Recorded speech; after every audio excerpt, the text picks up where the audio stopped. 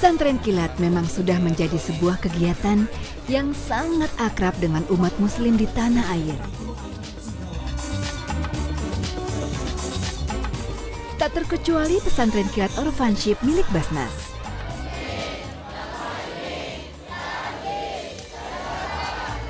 Meski berlangsung di atas kapal perang dan berdurasi singkat, apa yang diajarkan sejatinya tidak melenceng dari inti sebuah pendidikan agama.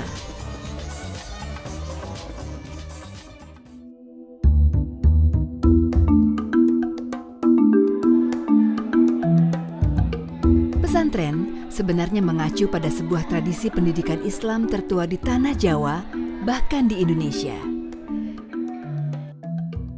di mana para siswa atau siswinya tinggal serta belajar bersama dalam suatu pondok atau asrama. Adalah Sunan Ampel, seorang wali yang mendirikan sebuah pesantren di daerah Ampel, Surabaya. Pesantren inilah yang akhirnya berkembang sebagai pusat pendidikan agama Islam. Santri yang menetap di pesantren Ampel tidak hanya berasal dari Pulau Jawa. Banyak yang berasal dari luar Pulau Jawa, seperti Goa dan Talo di Sulawesi, yang juga datang menuntut ilmu.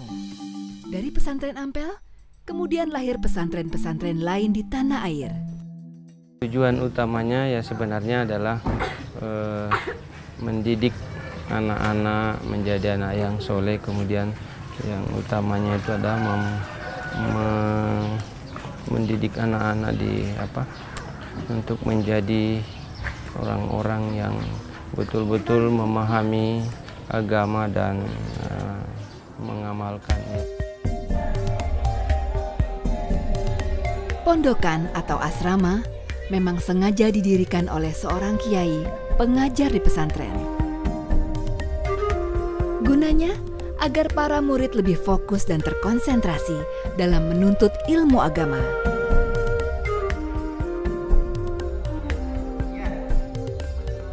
Terutama bagi para santri dan santriwati yang tinggal jauh atau berasal dari luar wilayah pesantren.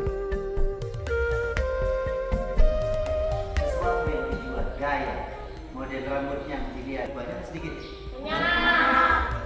Tak hanya itu, komunikasi juga menjadi alasan mengapa para santri dan pengajar tinggal dalam lingkungan yang sama.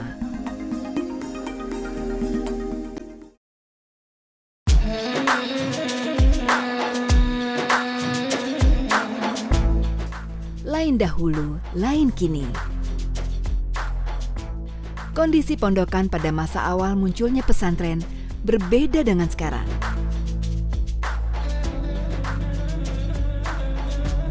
Dahulu, bangunan pondokan menyerupai sebuah gedung berbentuk persegi terbuat dari bambu atau kayu.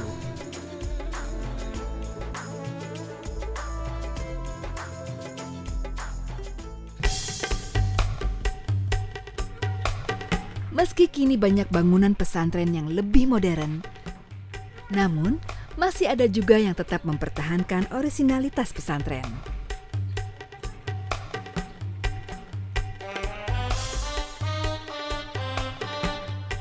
Pesantren memang cukup identik dengan santri dan mondok.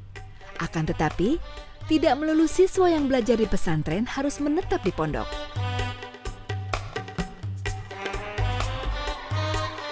Kebanyakan hanya santri yang berasal dari jauh saja yang menetap di lingkungan pesantren. Mereka lazim disebut santri mukim. Lain halnya dengan santri kalong. Mereka adalah santri yang berasal dari desa-desa di sekitar pesantren. Biasanya akan kembali ke tempat tinggal setelah mengikuti pelajaran.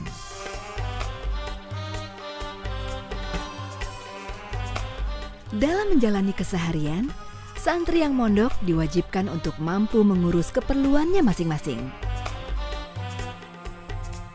Selain itu, ada pula peraturan yang harus ditaati. Jika dilanggar, sanksinya cukup berat. Bergantung dari jenis pelanggaran yang dilakukan.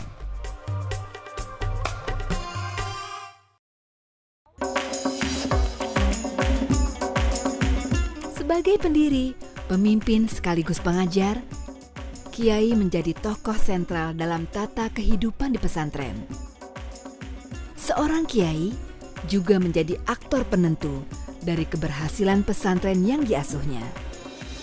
Selain itu, peran kiai juga sangat besar dalam bidang penanganan iman, bimbingan amaliyah, pembinaan akhlak, pendidikan beramal, hingga menyelesaikan masalah yang dihadapi oleh santri dan masyarakat.